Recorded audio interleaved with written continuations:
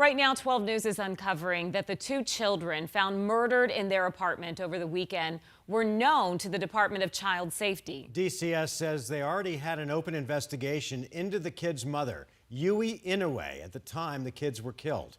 She's now charged with their deaths. Team 12's Erica Stapleton is digging deeper into the months that led up to the gruesome scene. And a warning, the details in this story are disturbing. DCS opened that investigation 2 months ago, but at the time, DCS investigators found no evidence to remove the kids from their parents. A warning again, this story is graphic.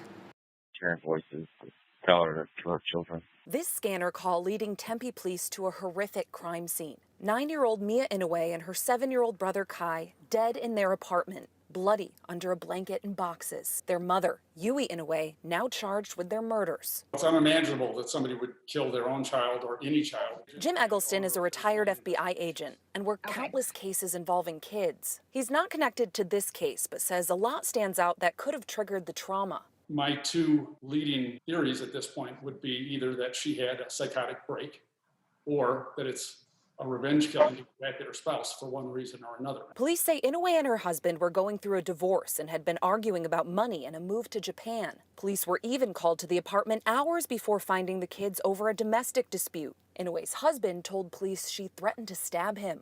Her behavior leading up to this incident would be key in determining whether or not she was experiencing a mental health issue. The Department of Child Safety now telling 12 News they were already investigating Inoue at the time she's accused of killing her kids. On March 2nd of this year, DCS says they got a report that Inoue was neglecting her son and their whereabouts were unknown.